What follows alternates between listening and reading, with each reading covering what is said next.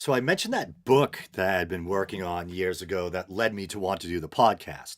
I'd been laboring on, writing this book about basically my own worldview, what led me to be an atheist. And all of a sudden it dawned on me I could do a podcast and not have to struggle to get a book published or trying to self-publish, and I could communicate with people right away. So that was basically the impetus or the genesis of the podcast.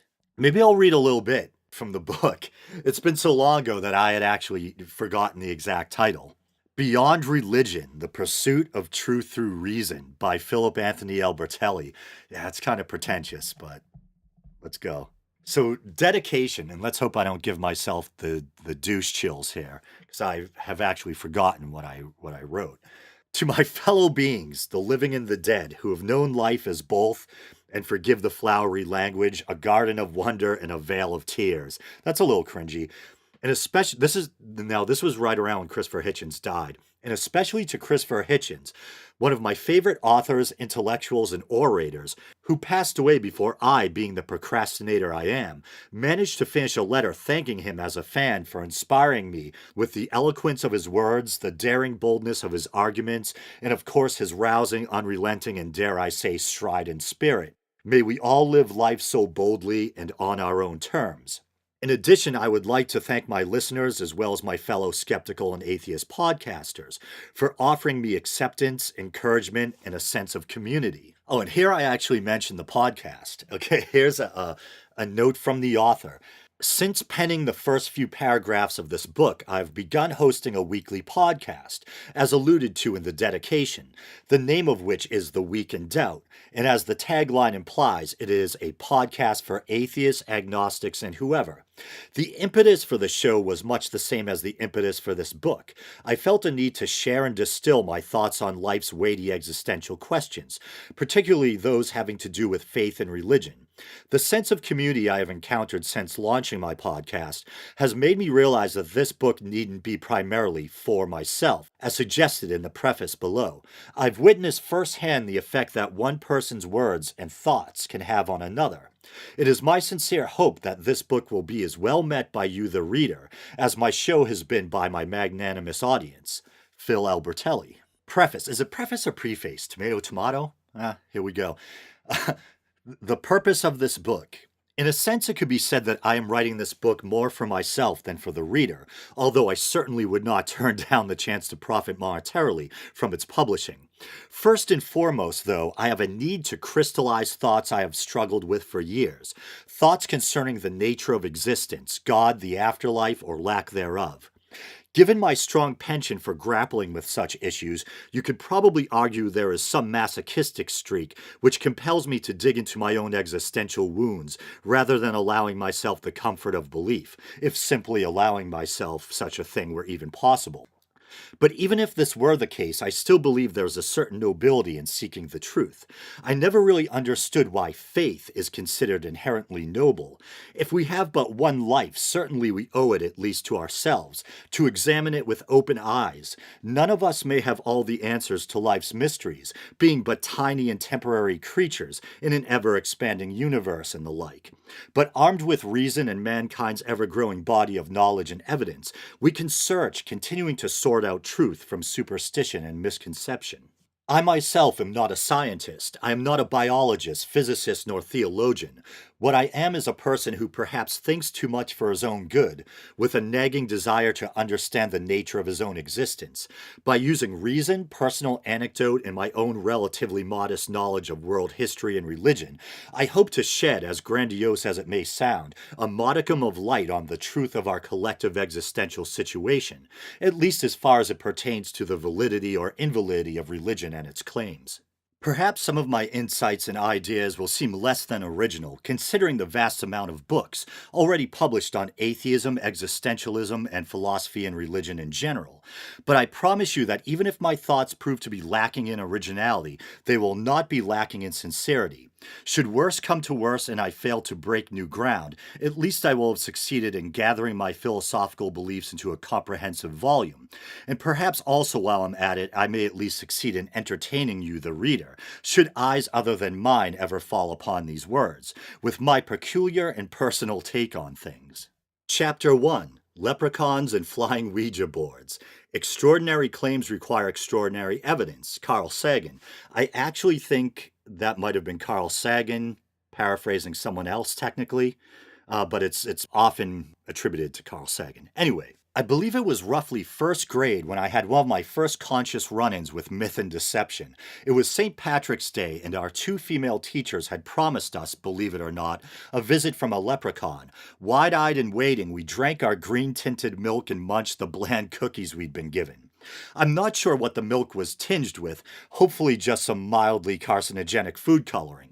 After a while, we were informed that we had not been good enough to merit a visit and that the leprechaun had decided not to show. I believe even at this tender age, I had been somewhat incredulous, but of course they had to tell us something since, well, leprechauns do not exist. I doubt there was any intentional malice on the part of our teachers, but still looking back, I'm left with the impression that their actions were ignorant at best, and dare I say it, perhaps even cruel. Leprechauns may not have much to do with religion other than echoing the dead variety, but I think this anecdote helps to illustrate just how quickly adults are sometimes willing to burden children with falsehoods and superstitious beliefs, with little thought to the possible psychological consequences. Don't get me wrong, I enjoy fantasy as much as the next person, perhaps even more. But isn't it enough to enjoy fantasy for its own sake? Aren't things like fairies and leprechauns entertaining enough in concept without trying to convince malleable little minds that they actually exist? It wasn't too long after that I had another strange run-in with the fanciful. This time it was a Sunday school teacher trying to warn us of the dangers of the occult. Although to my child eyes she may have seemed like an authoritative grown-up. Looking back through the fog of memory, I believe she had been a moderately attractive 20-something, probably still undergoing her own intellectual maturation process. She recounted a tale of how she and some friends had been playing with a Ouija board around the time of the holidays.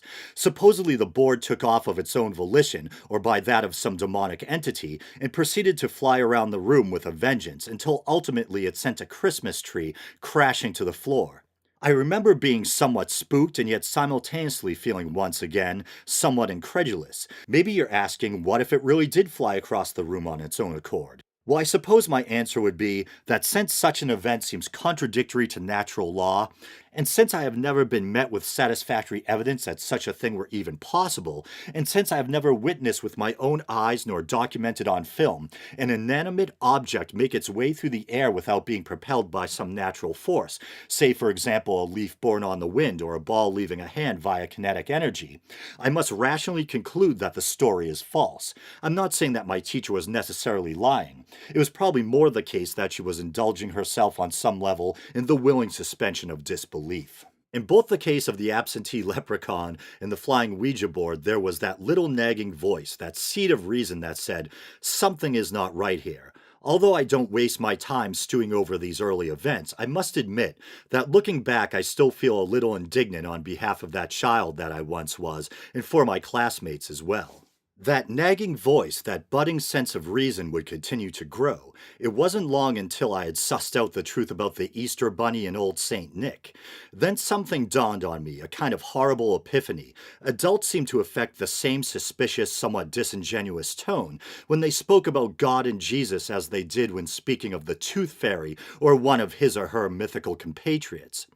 There was that feeling that in fly-by-the-seat-of-your-pants fashion, they were clumsily making things up as they went along, fumbling to craft excuses on behalf of some absent entity.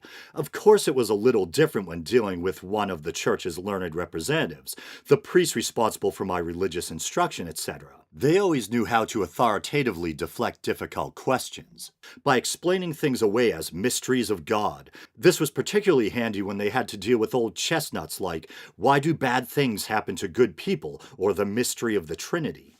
Chapter 2. There is no God, and by the way, you have a big nose. Perhaps skepticism runs in the family. It was sometime during my middle school years. I was standing around the kitchen table along with my mother and one of my older brothers. I mentioned something about God in passing, and my brother said casually with a wry smirk in his usual self-amused, detached sort of way, "There is no God."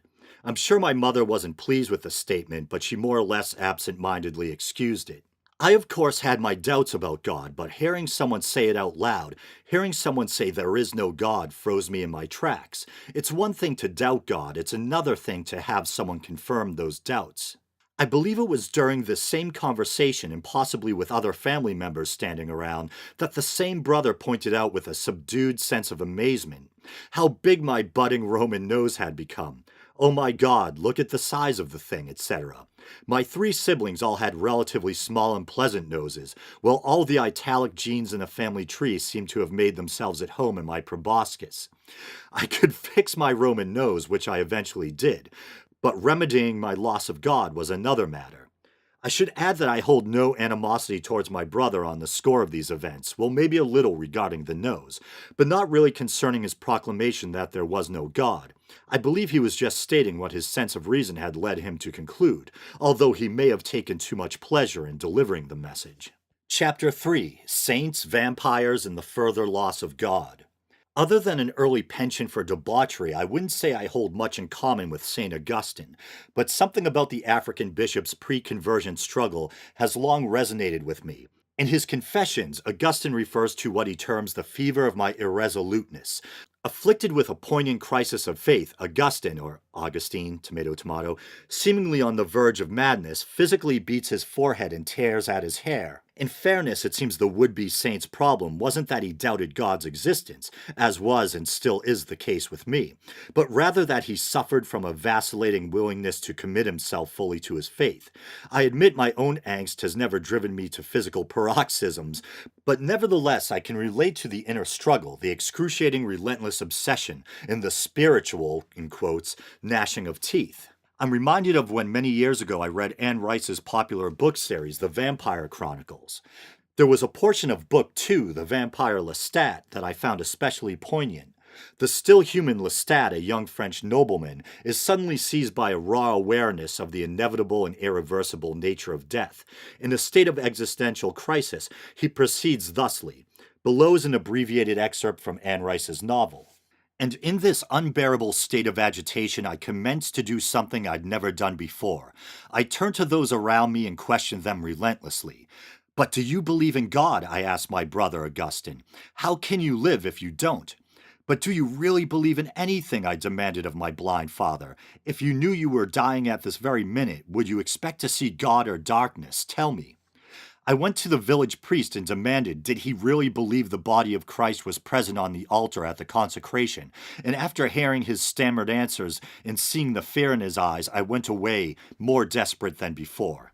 'But how do you live? How do you go on breathing and moving and doing things when you know there is no explanation?' Now, back to me. I know all too well that dark, horrible place where one doubts the meaning of everything. It's a kind of all or nothing thinking where either there is a God and life has meaning, or there is no God and the universe is a cold, unforgiving, uncaring, meaningless void. Of course, this needn't be the case. One may doubt the existence of a creator and still find life meaningful and rich in experience, but I will explore that possibility more thoroughly in a later chapter.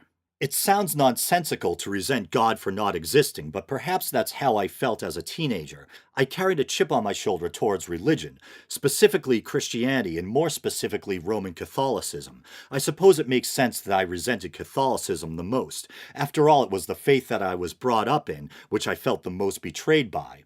I took on a kind of Luciferian attitude. I openly mocked anything to do with the religion I was born into and frequently got into heated debates. I would feel compelled to steer conversations with friends and workmates towards the philosophical. Do you believe in God? Do you really think there's an afterlife? How do you go on if there is no God, etc.? I probably seemed half mad, but luckily my work friends were relatively tolerant, and as for my closest friends, they were generally speaking, although perhaps to a lesser extent, possessed of a disposition similar to my own. I remember once I was able to temporarily fight my way out of one of these existential bouts. After much cognitive twisting and turning, a notion suddenly dawned on me. Whether or not there's a God, I still exist. I am this thing, this living being alive in the present. This idea didn't completely banish that awkward, gnawing melancholy, but it offered some metaphorical sunlight, some hope. There was something comforting in the mere fact that I existed. One afternoon, I came home from my aforementioned retail job for lunch and found my mother sitting at the kitchen table, sobbing. She informed me through her tears that my grandmother, her mother, had died. The news froze me, as such news often does. I had been building a kind of emotional wall between myself and my family. But somehow I did what was right and hugged my mother. She told me I was a good kid, and I suppose in that instance at least I was. I tried to console my mother by forcing myself to utter a cliche. At least she's in a better place, I said. To my surprise, my mother wearily replied, I wish I could believe that.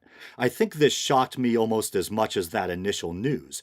My mother, my Catholic mother, who used to force us to attend church and Sunday school, who had a dresser decorated with holy statues and a crucifix on the wall, doubted the existence of an afterlife?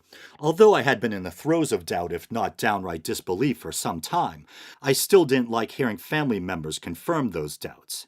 If they didn't believe, that meant that maybe my sinking doubts were right all along. Maybe there was nothing more than this existence, and maybe everything I had been taught to believe in, the whole supernatural cosmology that gave life meaning, was a lie. I think my mother's response also bothered me because there was a part of me that was searching for consolation in the face of grief, too. A part of me that wanted to believe my grandmother really would live on somehow. On a side note, I've always resented when people try to suggest that our deceased loved ones do indeed live on, in our memories. This seems like a losing proposition for both the dead and the living. After all, a memory is just that, a memory, a poor substitute for a living person, a lost loved one. And what good does it do the dead? Someone thinking of you after you've been gone seems a paltry form of immortality indeed. So I think I'll leave it there. There's a few more chapters. Actually, I think I may have gone as far as chapter 10. But I just wanted to give you guys a taste of the book. I'm always talking about how working on the book was at least in part of the impetus for doing the podcast. So I figured it was probably long overdue that I let you guys hear a little of it. So I hope you dug it. You guys know the drill. Facebook, Twitter, YouTube. Please like the Weekend Out Facebook page if you want to help the show out monetarily. You know, if you dig me and what I do, you can use the PayPal widget at the bottom of the Podbean page. Go to Podbean and do a search for the Weekend Out. Or you can use Patreon. You can go to patreon.com/The Weekend Out and support the show for as little as 99 cents a month and quit anytime you want. All right, brothers and sisters, thank you.